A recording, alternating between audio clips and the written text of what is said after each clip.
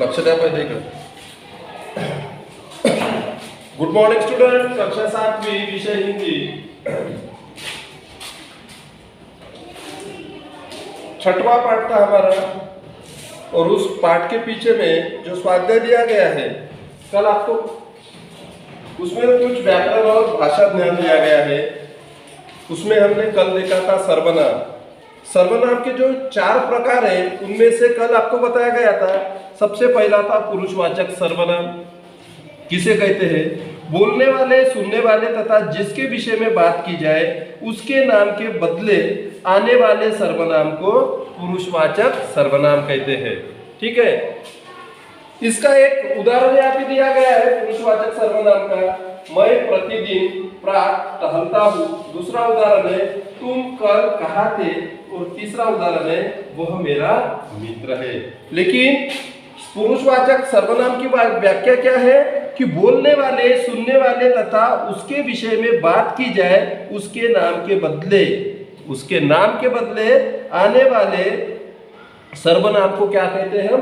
पुरुषवाचक सर्वनाम. अभी देखो यहाँ पे पुरुषवाचक सर्वनाम कौन सा है? मैं प्रतिदिन प्रातः टहलता हूँ. यहाँ पे क्या आएगा? मैं ये पुरुषवाचक सर्वनाम आएगा. दूसरे इसमें तुम कल कहाँ थे. क्या आएगा यहाँ पे? तुम आएगा. और तीसरा है वह मेरा मित्र है. वह. ठीक है. इसमें क्या आएगा? यानी यहाँ मैं, तुम, वह, ये पुरुषवाचक सर्वनाम है. सर्वनाम का दूसरा प्रकार देखते हैं निश्चयवाचक सर्वनाम. ये सर्वनाम का दूसरा प्रकार है निश्चयवाचक सर्वनाम. जिस शब्द से किसी निश्चित व्यक्ति, वस्तु या स्थान का बोध होता है.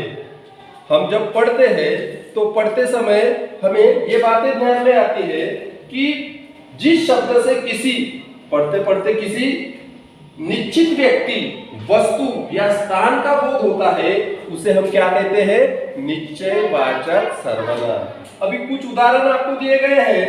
पहला है यह अंशु का घर है. यह अंशु का घर है. उसके बाद तुम्हारा कोट वह है. तुम्हारा कोट वह है. और तीसरा है वही ऋतु है. तो यहाँ पर निश्चयवाचक सर्वनाम कौन से आएंगे? यह, वह और वही. क्यों आएगा? क्योंकि देखो जिस शब्द से किसी निश्चित व्यक्ति, वस्तु या स्थान का बोध होता है, जिस शब्द से. अभी तुम्हारा कोट वह है, अगर वह नहीं रहता है तो तुम्हारा कोट है, वाक्य बनेगा क्या ठीक से? लेकिन वह लगने की वजह से हम बता सकते हैं कि वह तुम्हारा कोट है. ठीक है. यह अंशु का घर है. अगर यहाँ पे यह नहीं रहता, अंशु का घर है, उस वाक्य को कुछ मीनिंगफुल वाक्यों को हो रहा है क्या? वो नहीं. यह अंशु का घर है. बहुत सारे घर है, आपको एक आधी घर पता नहीं है, लेकिन जिसको पता है कि ये अंशु का घर है तब आप उसके घर में जा सकते हो. बरोबर है. इसलिए ये निश्चयवाचक सर्वनाम आएगा. ठीक है. समझ में आ रहा है ये? उसके बाद तीसरा प्रकार है सर्वनाम का अनिश्चयवाचक सर्वनाम. हम पुरुषवाचक सर्वनाम, निश्चयवाचक सर्वनाम, अनिश्चयवाचक सर्वनाम हम पहचान सकते हैं, लिख सकते हैं. लेकिन कब लिखेंगे? जब हमको उसकी व्याख्या में क्या बताया गया है वो यदि हमें पता रहा तो हम आराम से हम उसे लिख सकते हैं. ठीक है. तीसरा है अनिश्चयवाचक सर्वनाम. अब इसकी व्याख्या देखो क्या बोलते हैं. जिन सर्वनाम शब्दों से किसी निश्चित व्यक्ति, वस्तु या स्थान का बोध न हो. देखो न हो लिखा है क्या? सिर्फ न हो. जिन सर्वनाम शब्दों से किसी निश्चित व्यक्ति, वस्तु या स्थान का बोध न हो उन्हें निश्चयवाचक सर्वनाम कहते हैं. दरवाजे पर कोई है, मां कुछ खाने को दो. तो यहाँ पे क्या बोला गया है? जिन सर्वनाम शब्दों से किसी निश्चित व्यक्ति, वस्तु या स्थान का बोध न हो. अगर यहाँ पे कोई रहता है, यहाँ पे दरवाजे पर मामा खड़ा है, दरवाजे पर दादा खड़ा है, तो ये अनिश्चयवाचक में आएगा क्या? नहीं, क्योंकि वहां पर उसका बोध हो रहा है। लेकिन यहाँ पे क्या बोला गया है, वस्तु स्थान का बोध न हो, उन्हें हम अनिश्चयवाचक सर्वनाम कहते हैं। दरवाजे पर कोई है, कोई है, लेकिन कौन है ये पता है क्या तुमको? निश्चित है क्या वो? अनिश्चित है, क्योंकि कोई है, हम उसे पहचानते नहीं है। इसलिए यहाँ पर क्या आएगा? कोई। माँ कुछ खाने को दो। अगर यहाँ पे माँ रोटी खाने को दो, या लिखा कुछ के जगह यहाँ पर अगर बोले देते हमने माँ रोटी खाने को दो, तो ये अनिश्चयवाचक सर्वनाम नहीं होता। अनिश्चयवाचक सर्वनाम में क्या बोला गया है कि जिन सर्वनाम शब्दों से किसी निश्चित व्यक्ति, वस्तु, स्थान का बोध न हो, उसे ही हम अनिश्चयवाचक सर्वनाम कहते हैं। ठीक है, माँ कुछ खाने को दो, यहाँ पर हम रोटी मांगते हैं, चावल मांगते हैं, तो वो अनिश्चयवाचक सर्वनाम नहीं रहेगा, क्योंकि यहाँ पर इन वाक्य में क्या बताया है कि वस्तु स्थान का बोध यहाँ पे किया गया नहीं है। किया है क्या? किसी वस्तु का बोध किया है क्या? किसी स्थान का बोध किया है क्या? नहीं। इसलिए इसे क्या कहेंगे हम?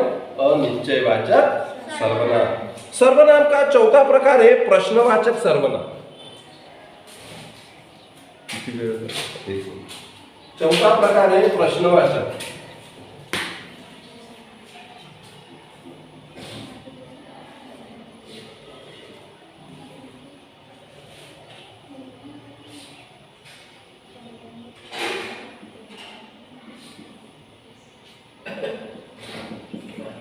अविनाशी लिखना नहीं आ रहा, ध्यान में दो। प्रश्नवाचक सर्वनाम, जिन सर्वनाम शब्द द्वारा किसी के बारे में प्रश्न किया जाए।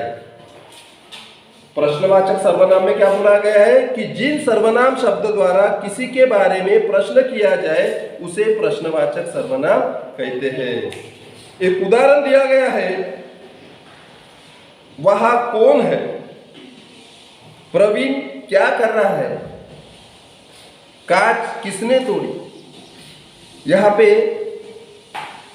जो प्रश्न किया गया है कौन सा आएगा बताओ और मुझे। पहला है वहां कौन है, इसमें प्रश्नवाचक कौन सा?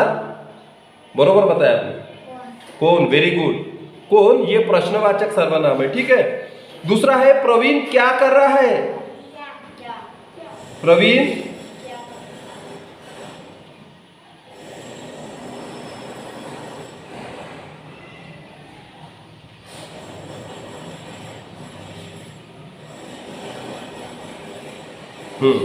बरोबर है। और तीसरा है कांच किसने तोड़ा? कांच किसने तोड़ा? किसने। ठीक है, तो यहाँ पे सर्वनाम कौन आएगा? कौन, कहा और किसने। ये जो शब्द है यहाँ पे क्या बोला गया है? जिन सर्वनाम शब्दों द्वारा किसी के बारे में प्रश्न किया जाए, उसे हम प्रश्नवाचक सर्वनाम कहते हैं। ठीक है, सर्वनाम के 4 प्रकार आपको बताए गए हैं: पुरुषवाचक सर्वनाम, निश्चयवाचक सर्वनाम, अनिश्चयवाचक सर्वनाम और प्रश्नवाचक सर्वनाम। ठीक है, ये लिख लो।